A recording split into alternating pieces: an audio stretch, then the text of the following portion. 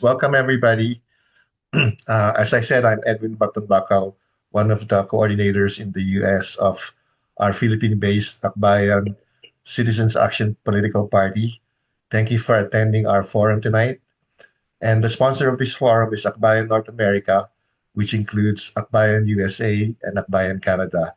And we are here as former members of Akbayan Party in the Philippines. We are also here as members of Akbayan who have joined the party via joining Akbayan North America.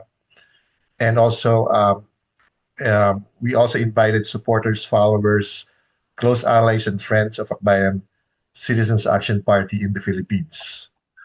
And the purpose of this forum is to introduce the Akbayan Party more formally and more fully to all of us. We will talk about what is the Akbayan political party in the Philippines, what is it doing in the Philippines, what is its purpose, what is it trying to accomplish, and also how we can all join and work with the Akbayan Party and also with all truly democratic and reform-minded people in the Philippines and abroad towards creating good governance, social justice, and a better Philippines. Edwin Chavez, who is our coordinator for Akbayan in Canada, will provide us with this overview orientation of what the Akbayan political party is and of how an active and empowered citizenry is so important for our aspirations for reform, for good governance, for democracy, for progress, for social justice in our country. And we will get a chance to hear from Edwin in the second half of our program today. So ngayon, we're gonna talk about Akbayan. Okay, a lot of us are former members of Akbayan. A lot of us are new members of Akbayan. So let's talk about Akbayan and why it's so important for us to continue our efforts. Ano nga ba ang katangian ng Akbayan? Ba't ba tayo Akbayan? So let's refresh ourselves. Let's refresh our commitment to this particular party. That's very progressive and is very unifying force, in the country to which we belong. So, by the way, po nga pala, on that note, we're trying to raise money nga pala for the typhoon. So, all of you here who Mamaya, can i-announce natin. announce mo yan. So, anyway, Edwin Chavez here will initiate a discussion for us about Akbayan.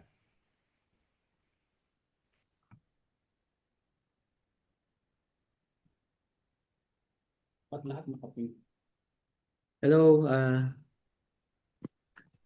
good evening, good morning mga kasama, and I would also like to acknowledge the support of our President, Paeng David, for having this conversation.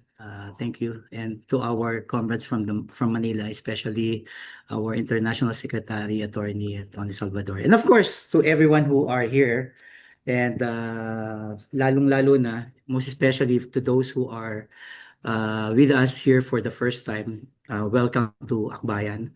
So what I'm going to share is, usually when we do Akbayan orientation, it's like 2 to 3 hours. But for now, we'll just try our best to have it in a concise conversation, like 30 minutes. Okay. Can you hear me clearly? Yeah, Okay lang ba? okay lang. Naririnig ba ako? Loud and clear. Okay, thank you. All right, so my sharing, actually, by the way, I before I came to Canada, I was active with the national headquarters, being the Deputy Secretary General of the party for what, 6 years. And then I also headed the education committee of the party when I was the Deputy General Secretary, and also an active member of the Local Governance Affairs Committee and Akbayan in Government. So my sharing about Akbayan, maybe this will be a refresher to those who are already members, and hopefully for those who will be hearing this for the first time. So we are offering this invitation to you. Not necessarily getting membership right now, so you can think about it and reconnect with those who invited you to attend tonight. Okay, so the presentation will be like first a brief background about Akbayan, so and then what Akbayan as a party is doing, and uh, the last part will be what should we do given and in the context of what Kong Percy said earlier, that probably 2028 is not the election of our life, but it's the starting point of something big that we would like to make as a change in our beloved Inang Bayan. Okay, so let me start by just sharing with you a little bit about the beginnings of Akbayan. So actually, it was started just like what Cesar said earlier. It was started as a political project of three political blocs. So namely, Popular Democrats, the Socialists, BSIG, and the Social Democrats under the banner of Pandayan. And then mass movements and progressive individuals as well. So this started since the early 90s, actually right after the 1992 or even before the 1992 election of where Salonga and Pimentel actually participated. And then those who were Akbayan actually was the name of that alliance, Akbayan ng Sambayanan.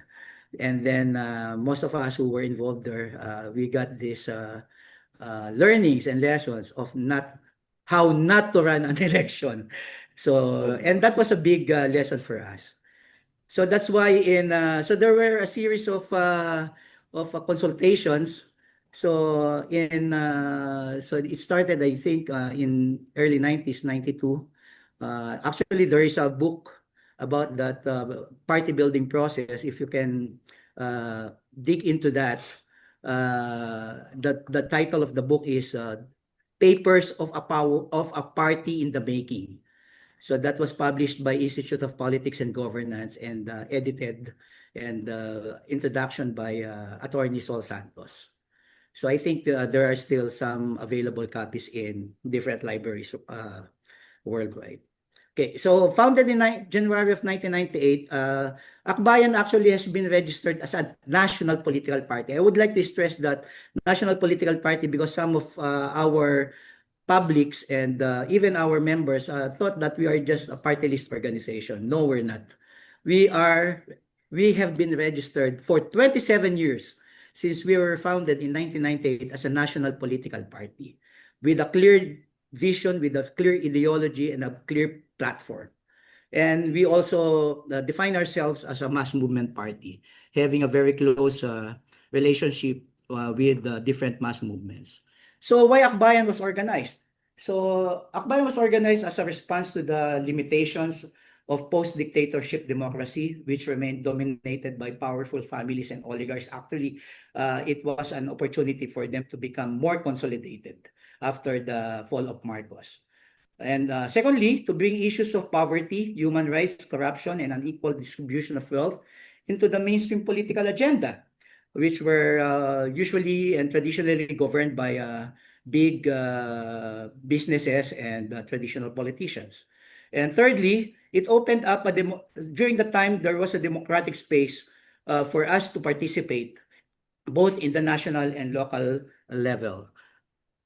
So I will not discuss this lengthily, but I just want to show you guys that we have a clear ideological vision and mission. So our vision actually is for us to have an activist state wherein characterized by participatory democracy and socialism with progressive culture from what we have right now as a captured state, which is characterized by elite democracy, capitalism, and regressive culture. And in order to achieve that, actually our vision or mission actually is to become someday the nation's governing party, right? And we need a strong party to do that. So that's why there is a need for us to really consolidate and strengthen Akbayan as our vehicle. So of course, as a political party, we have a clear and defined principles. I will not explain this in detail. I just want to run this down. So first principle and values that govern us is democracy. Secondly, humanism. Third, principle is equity. Number 4 is ecological socialism. Fifth principle is socialist feminism. And sixth is internationalism. Being socialist, we should be giving this importance to internationalism, recognizing that our struggle is also the struggle of the peoples around the world who are oppressed and marginalized. So in order to do this mission and vision, so we have clearly defined what are our lanes of struggle. When we say lanes, so there are different lanes. It's just like a bowling lane or bowling lanes.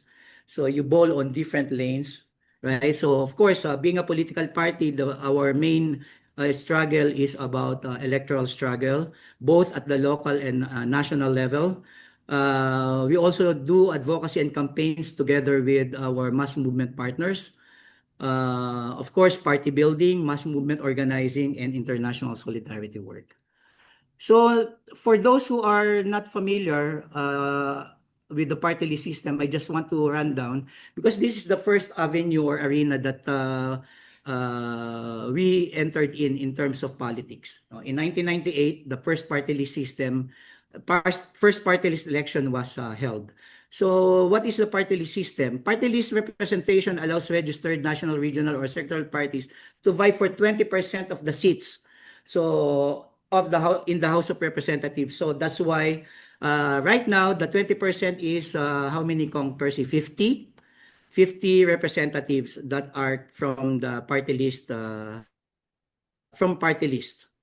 And then this system is based on a law which is called Republic Act 7941, and then later on it was amended by a Supreme Court ruling which removed the 2% threshold. Before this, there is a clear mandate of the law that in order for you to have a seat in the House, you should get at least 2% of the total votes cast for party list. And then, because of that, so right now, parties receiving at least 2% of the vote are guaranteed one seat. So, and then the top party list gets up to how many seats? 3 seats. That's why Akbayan right now, in the 2025 election, we got 3 seats because Akbayan is the #1 party list. Right? And the remaining seats are distributed to parties below 2% to fill all seats. Okay? So that's why like what I said, we got 3 representatives. Representative Chel Jokno, who is a human rights lawyer. He came from a family of human rights activists and statesmen. So from his father, Senator Jose Pepe Jokno. And then, of course, Congressman Percy Sendanya, who is on his second term in the Congress. And we also have Representative Dada Kiram Ismula, who is from Muslim Mindanao and also a leader of the indigenous peoples in the South. And then we also had, since 1998, we have elected different very good leaders like Eto Rosales, our first representative who sat in 2018, then followed by Prof. Mayong Aguja, then Risa Hontiveros, and that was the first time that we had 3 seats after 3 party list elections. Actually, yeah. So, and then they were followed by Professor Walden Bello, Angie Cato, Tom Villarin, Attorney Kakabagao, who is now a representative of Dinagat Islands, but she started as a party list representative of Akbayan, and of course, Attorney Barry Gutierrez, who is also very popular now in social media. Right. So, Akbayan in the Senate. So, of course, we already know that Senator Risa has been elected a senator for 2 consecutive terms. And in the Philippines, we all know that the maximum term, the term limit for senator is only for 2 terms. So Senator Risa is on her second term. And being the Akbayan in the Senate, Senator Risa has been the lone defender of Senate dignity according to now the Blue Ribbon Committee Chair, Panfilo Lacson, who stood against the only senator who stood against the bullying of former President Duterte. And then she also, Akbayan through Senator Risa was also the one who initiated the investigation about POGO, the Philippine Offshore Gaming, that was actually banned in China but was legalized by Duterte in the Philippines. And then we already know that this POGO actually brought, instead of economic development, it brought suffering not only to Filipino workers but also to Chinese workers, right? Yeah, versus gambling, sorry. Yeah, so POGO. And then it was also discovered that through the Senate and House hearings that Harry Roque is one of the cuddlers or operators of the POGO, and that's the reason why he cannot go back to the Philippines, because he is a fugitive now, right? Yeah. So that is our small track record in the Senate, and on the picture you can see all of the laws that were passed by Akbayan from 1998 to present.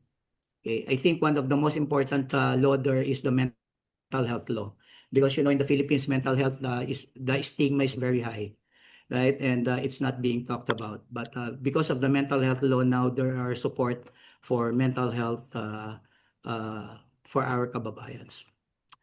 Yeah, and in 2022 election, we all know that Akbayan supported the Lenny Kiko tandem, and in that election, only Senator Risa was elected in the Senate, right? And it was a very hard fought battle. But now people are now beginning to realize that they made a very wrong decision in that last election. And now, because of what's happening right now in our country. And of course, in 2025 election, we strongly supported the candidacy of Senators Kiko Pangilinan and Bam Aquino, which emerged as second and fourth place in the Senate run, in the Senate race, right? So, yeah. So Akbayan Solons, this was already discussed by Ka Edwin earlier. So we are in the Senate and House leadership. Yeah. So yeah.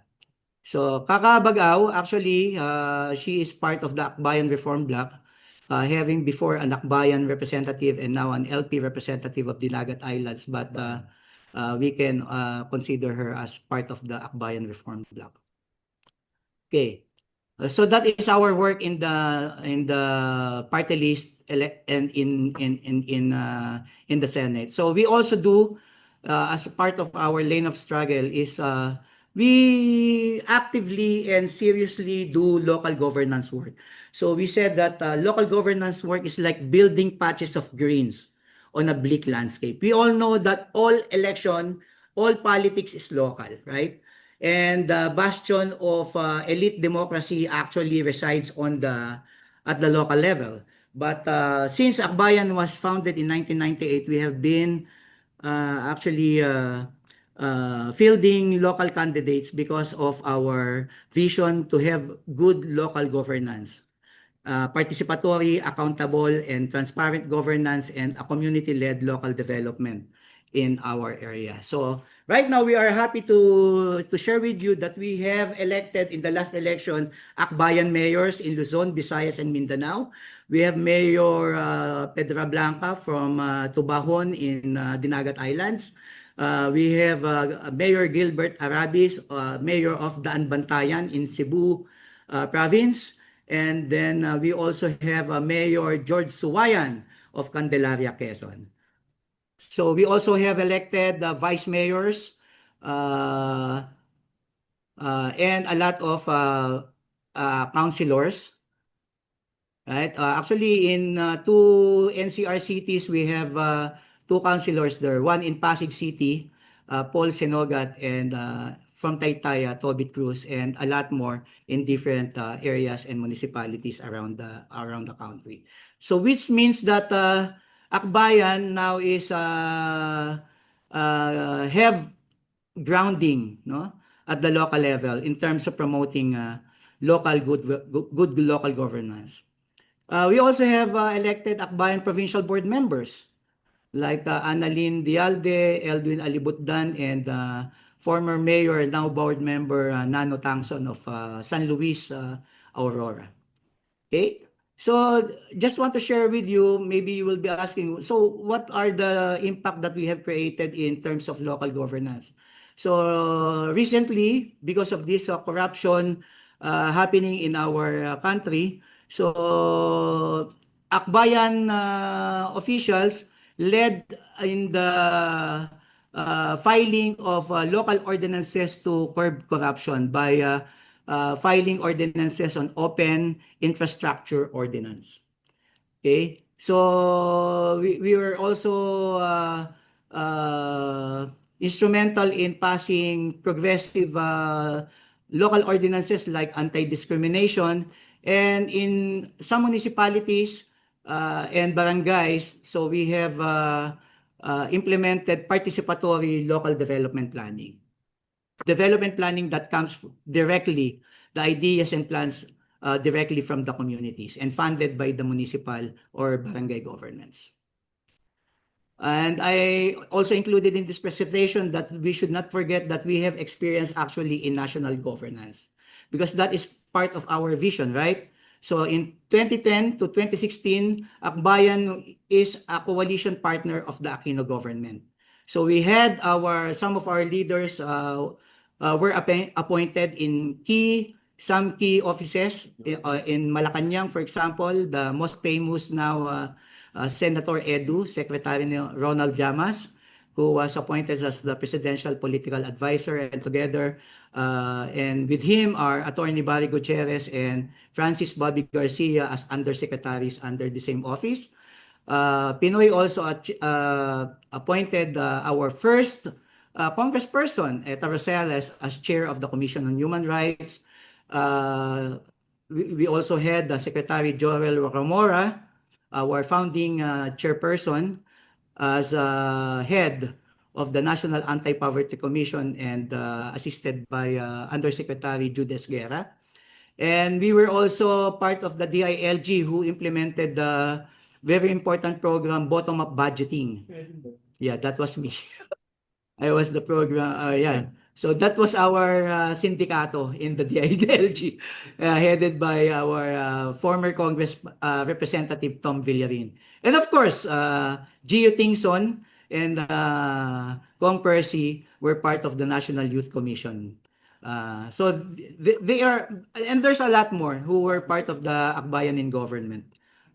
Yeah, and I think we did a very good we had a very good experience, and we were actually able to use that space to pass very important laws and policies during the time, especially in the implementation of the bottom-up budgeting, which was scrapped by the Duterte administration once they assumed office. Akbayan as mass movement party, so we have almost all, or maybe all of the laws that was proposed and passed in the Congress sponsored by Akbayan. All of them had a process of consulting, meeting, and getting the voices and ideas of our mass movement members. Right? So we have actually focuses within the party, LGBT caucus, women. We have a separate organization for Akbayan youth, no? And a lot more. So we have workers labor caucus, no? And I just want to highlight this CARPER, the Comprehensive Agrarian Reform Program extension with reforms, because supposedly that land reform program should have been ended, but because of Akbayan, it was extended to another set of years for to distribute lands to the landless farmers. Okay. So what are we doing? What does Akbayan do? So probably Pong Percy already said a lot about our fight against corruption, but I just want to emphasize that this fight against corruption did not happen only during this period. We have been a voice of the Filipino people, especially in our fight against corruption, especially during the time of Duterte, or even during the time of ERAP. That's why ERAP was ousted. That's why GMA was almost ousted because of the strong mass movement. And during the time of Duterte, we were the ones, through Senator Risa, who exposed and investigated the Farmally scam, a big scam that happened during the time of Duterte, wherein in the middle of COVID, they robbed the Filipino people in the middle of COVID. So there was also this pastillas scam and a lot more. And we were the first Congress party in the House through Congressman Percy Sendanya, who filed the first impeachment complaint against Vice President Sara Duterte. Yeah, and then we all know that we are very active now in this anti-corruption campaign, and because of that, Akbayan initiated the SALN, or Statement of Assets, Liabilities, and Net Worth, because before this corruption, we all know that SALN is a privilege for for those who are in power, not to, but actually they should be open to public, right?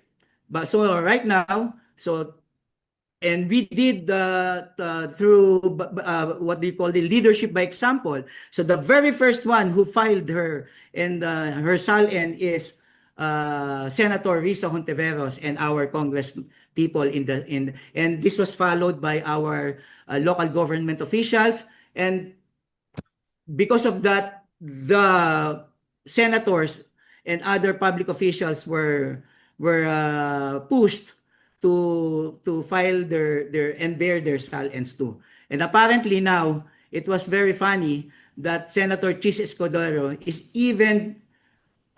is poorer than our own Senator Risa Hontiveros. That was a big joke. A senator who only has an 18 million asset, while he was able to give a ring worth how much? $1 million. And it wasn't declared in his SALN. So that was a joke. And then one of our what we did and what we've been doing is to defend human rights. And we are happy that aside from Digong, former President Duterte, now Senator Bato and other cahoots of his administration in the drug war, which killed more than 30,000 innocent Filipinos, are now on the line. So the ICC has already issued that arrest warrant against Bato, and more is coming, right? Okay. Yeah, I also want to share with you that Akbayan backs the creation of Philippine Truth Commission on the War on Drugs. And then what did we do in Congress since 1998? So here are some of the so this was already discussed by Kong Percy. We also pushed for some very important laws and reform bills like the Security of Tenure Bill, which will end the policy of contractualization in the workplace, in the labor force. So this will benefit millions of our kababayans if contractualization will be abolished. We are also the party that pushed for the expanded maternity leave law and a lot more. Right? Okay. So I will not discuss that each of and every laws that were passed. So we have these proposed bills, like what Kong Percy said earlier and Ka Edwin, the Kian bill. Kian, by the way, is refers to Kian de los Santos. Kian de los Santos is a young person, a youth who was killed by the police under the drug war of President Duterte, and Kian was actually begging not to kill him because he has an exam tomorrow. But still, the police went on killing Kian Santos. Okay. So we are also very active in defending our sovereignty and economic freedom. Our own president, Paeng David, is the one of the conveners, together with Father Ed de la Torre, as the convener of West Philippine Sea atin ito. And we are not just wearing jersey saying about Philippine Sea. We actually went to West Philippine Sea and delivered goods to our stranded fisher folks and military personnel who were in the West Philippine Sea. Okay. And I also added this slide that Akbayan actually is clear on our response to disaster and climate change. Actually, we are the ones who have been pushing to have a National Land Use and Water Act, so that we will have a sound use and a more environment-friendly use of our land and water resources. But unfortunately, even it was approved in the Senate during the time of Kong Kakabag-aw, it wasn't passed into a law. So until now, it is still a big, correct me if I'm wrong, no? If this is still pending in Congress. Yeah. So of course we are doing this relief during disasters, but we do not just do relief. We also did rehabilitation, especially in the Yolanda affected areas. So what we did is we collaborated with unions and movements in other countries. So specifically, like for example, in the U.S., we gathered support from unions like SEIU, constructing the damaged daycare centers, and by providing boats to the fishers who lost their livelihood. And aside from that, we also capacitate communities in building community-based risk reduction and disaster management. So that's what we did in the Yolanda affected areas. Right? So we also did capacity building. So about Akbayan's international work, we are a member of Progressive Alliance. So this is the network of social democratic parties and progressive parties all over the world. And Akbayan is a member of that. So that's why, for example, here in Canada, National Democratic Party is also a member of Progressive Alliance. So that's why Akbayan's sister party here in Canada actually is NDP. Yeah? So our youth is also have been a part for a very long time of the International Union of Socialist Youth, and we are also in the leadership of SOCDEM Asia, a network of social democratic parties, both in power or else in Asia.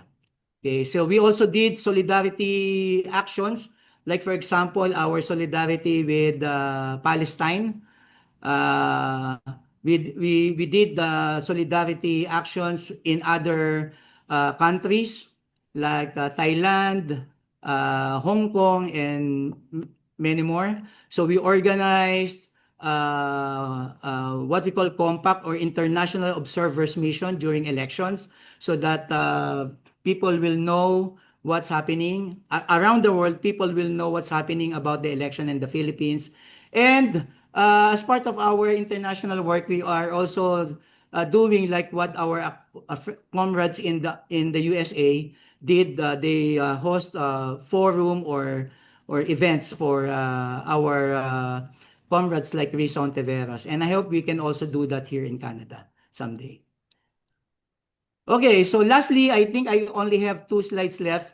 So if you are interested to join our party, Akbayan, so how to join? So at least you must be 18 years old. Or yeah, so what? Ang Akbayan Youth, I'm not sure. So 18 as well or not 16? I'm not sure. Mga kasama sa how do you join Akbayan Youth ba? Is there an age requirement for Akbayan Youth? Okay. So sorry. Okay, so adhere to Akbayan's vision, mission, and principles.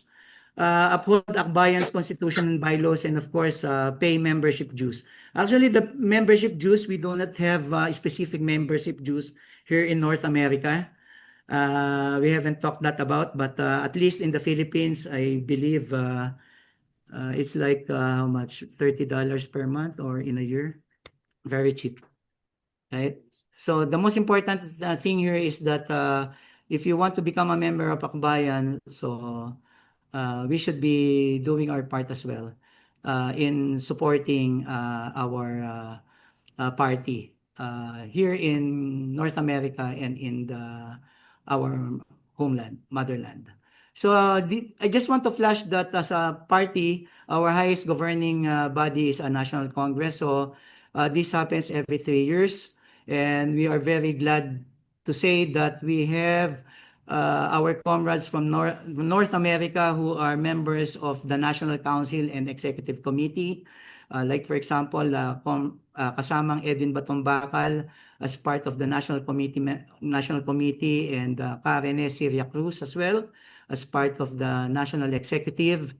So I also put this box here. We have sectoral caucuses and international chapters. So we do not have a formal structure yet, but for now, we are under Akbayan North America. So we have members in the USA and in Canada. So at least for a chapter to be organized, at least we must have at least 12 members.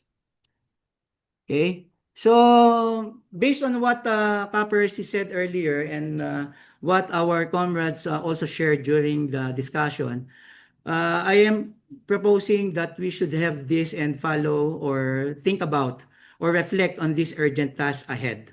So number one, just like what Kong Percy said, we should be prepared. We must prepare for 2028.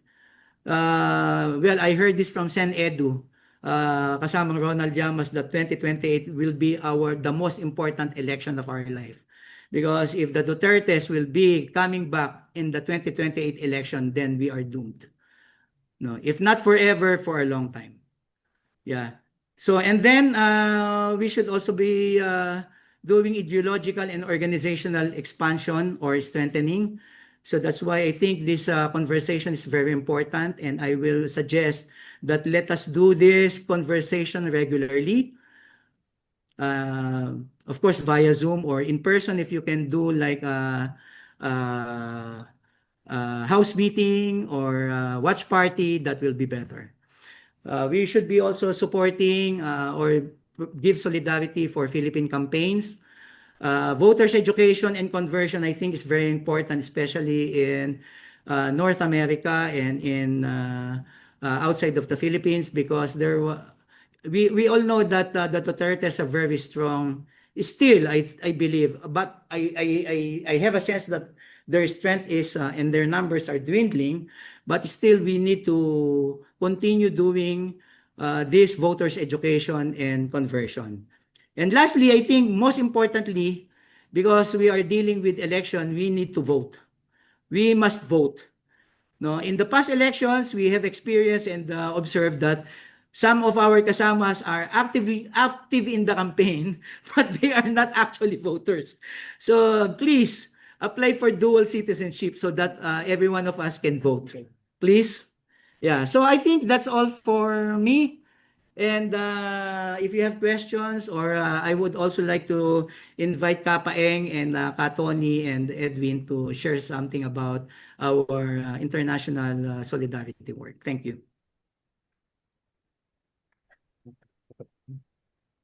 Hello. Wow, Ka Edwin, ang galing. Okay. Thank you. Thank you so much for preparing this presentation and very updated slides. Maraming salamat. Katoni, do you have anything to say for us? Katoni is our international secretariat of the No, party. maybe thanks, Ka Edwin.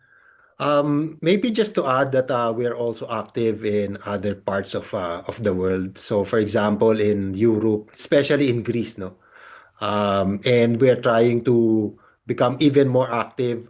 We have identified some of the key areas. So, for example, in Geneva, we have people on the ground who are actually trying to organize and recruit more members. Maybe just that. And also, with respect to our legislative advocacy, I just want to point out that we were active not only in the traditional sectoral issues such as labor rights and rights of farmers and fisher folks.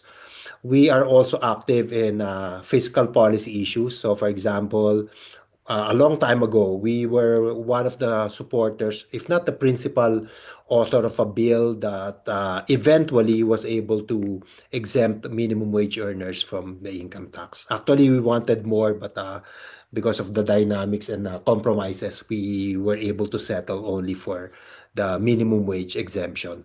In 2015, 2016, we were also very active and co-author of the landmark Philippine Competition Act. So that's like a competition policy or antitrust, as you call it in Canada and the US. Yeah, I think that's all for me for now. Thanks. Do we have any questions or comments from everybody? Christian. Hi, good evening, everyone. I'm Christian from Los Angeles. So, for moving forward, what are we going with the 2028 presidential elections? Do we have like unique plans or better plans? Since like we performed very, very well in just recent midterm elections.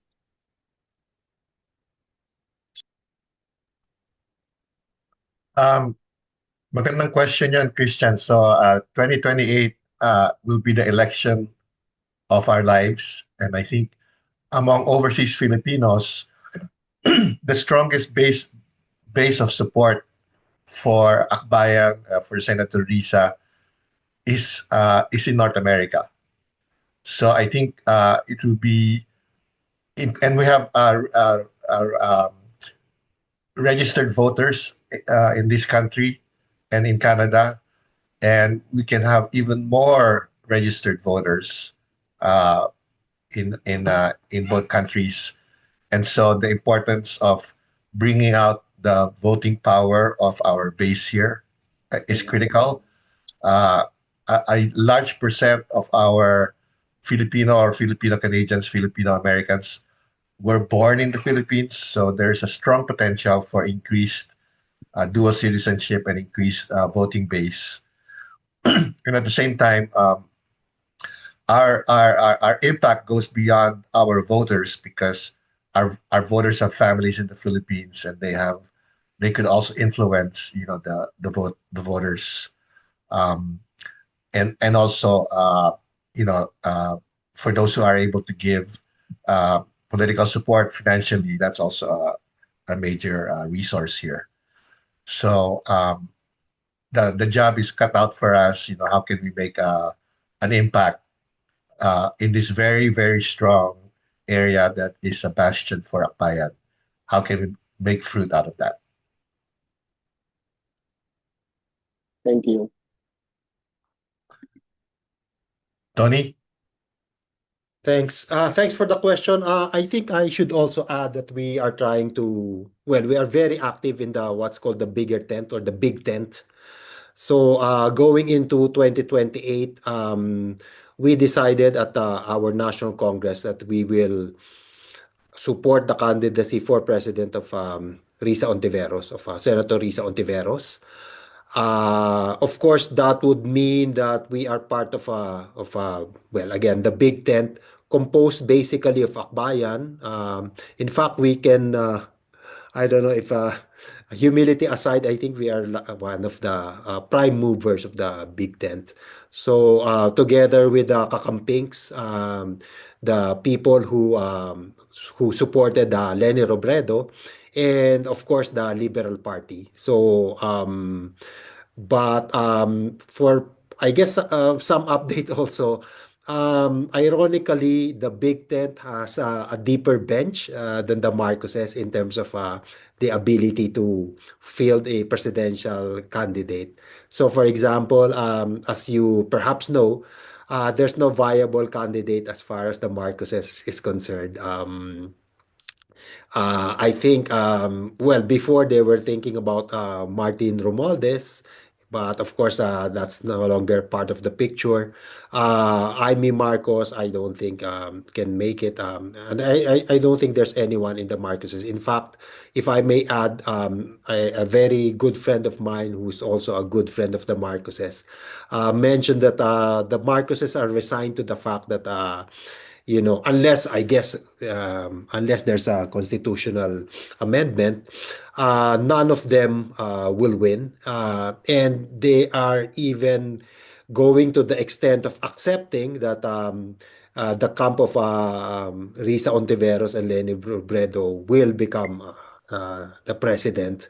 What they are just trying to avoid is a Sara Duterte or Duterte presidency because they know that that would be a disaster for them. So yeah, so of course, given the dynamics in politics, it's not easy to navigate in terms of building a coalition at the Big Tent level. No?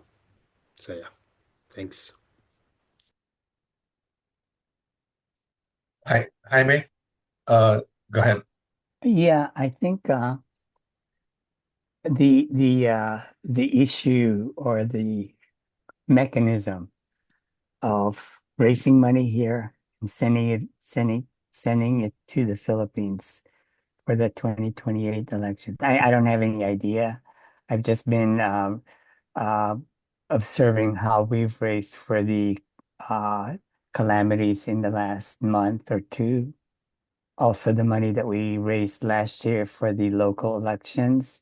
Then, of course, the funds that we raised for the 2025 midterm elections. So I think if and from my experience, it seems like the way we've done it in November 2024 was through the ACF, the Active Citizenship Foundation, and then in the midterm elections when we raised funds, we called for monies for the midterm. A lot of it was just sent through different Kasama's accounts in the Philippines. And then to now, I think there's this other anyway. So if so, I think that's another big component. I believe that we do have to educate, recruit, and get people to register for dual citizenship. But I think a big part of it really is our ability to raise money, and people are willing to. They really are willing to get that funds. I think just we haven't figured out a more streamlined mechanism. Maybe it will be the same way we've been doing it all the while. I don't know. But anyway, I just raised that for us to address and hopefully consider and plan. That's it. That's it, Edwin. Thank you. Lou?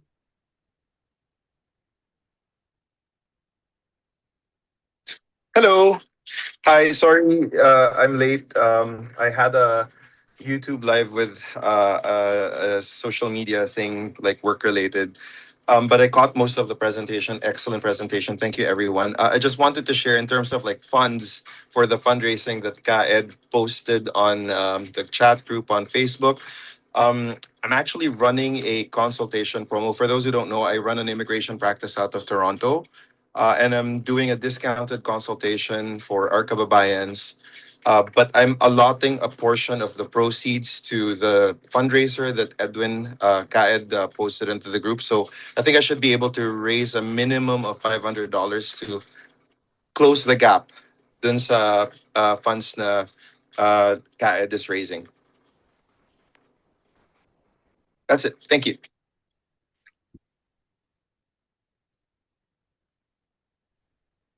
Thank you, Lou. Thank you very much. We are at the end of our time. It's 6:29, so I think it was Yeah, Uh, while we're sorry. While we're on the topic, we just want to plug our continuous call for donations. So for Canada, actually, we already raised $750 as of the moment. And what Comrade Johnson said was really good. We are actually targeting at least $2,000, so that will be like 100,000 pesos. So and more. Yeah, so for those who are in Canada and in the US, so please just monitor this PubMat. So the ways to donate are in that poster. So for Canada, you can e-transfer to me to that email address, edwin.chavez@gmail.com. Thank you. And for US, it will be through Kaed, Edwin Batumbakal. parehong Edwin, easy to remember. So we're about at the end of our time, 6:30. If we're gonna be true to our time ending, I want to thank everybody for being here. I will. This is an excellent presentation, Ka Edwin. I think I'm going to put it in a film so that it can be presented readily.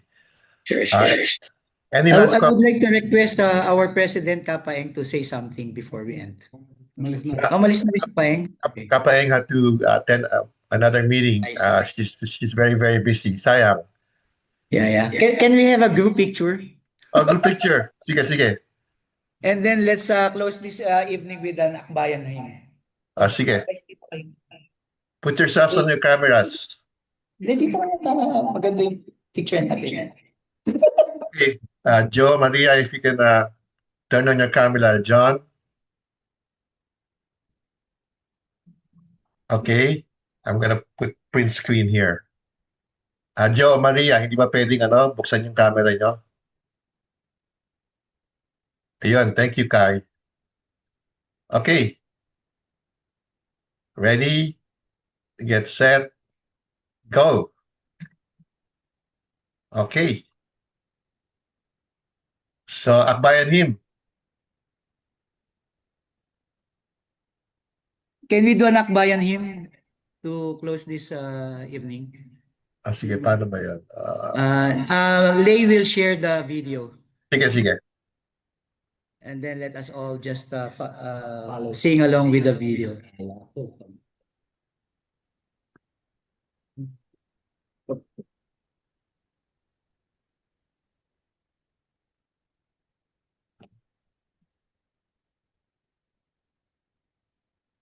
Can you hear the music? No Di ba? music.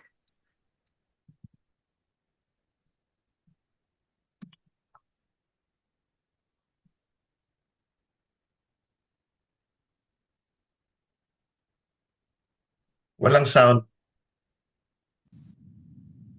Lay Siguro, will reshare. And you have to replay click. the video. Yan, meron na. Ilaw ng pag-asa, tanglawan nawa, aming tinatahak, masukal na landas, patatagin ang kalooban, aming puso't isipan, sa dalisay mong apoy ang aming diwa'y pagliyabin. Ilaw ng pag-asa, bigyan mo ng ningning aming pagkakaiba-iba'y aming pagkakaisa sa iisang layunin. Kami ay pagbuklurin sang bisig na maglalayag sa rurok ng hinahangad.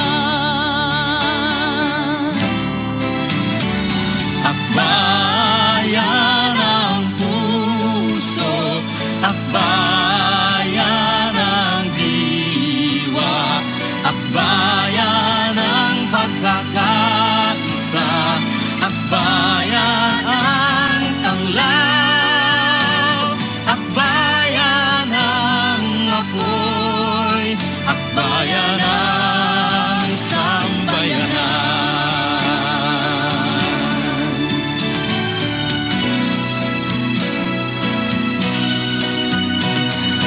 Ilaw ng pag-asa, tanglawan nawa sa paglikha ng kasaysayan ng bayang minamahal.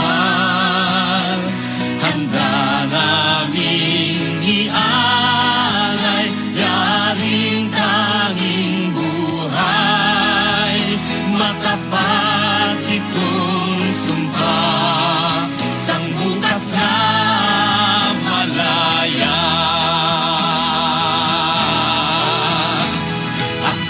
Akbayan ang puso, akbayan ang diwa, akbayan ang pagkakaisa, akbayan ang tanglaw, akbayan ang apoy, akbayan ang sambayanan.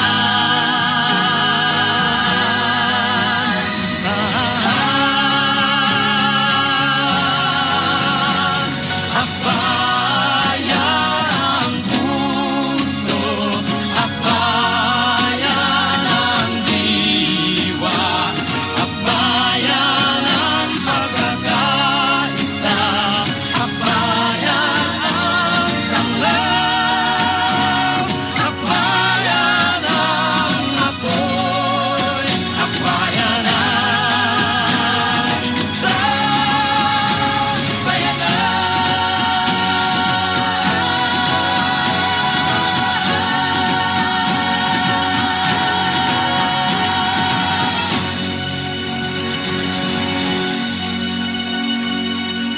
Mabuhay ang bayan! Buhay mga kasama. Buhay tayong lahat. Mabuhay tayong lahat. Ulitin natin to, Have a ha? good evening. Thank you. Magandang gabi, and thank you very much to all those who attended. And we are still reaching out to you for your pledges and donations. Thank you. Thank you very much. And thank you to Thank those who have you. donated Salamat, already. salamat. Salamat po. Mabuhay Maraming tayong lahat.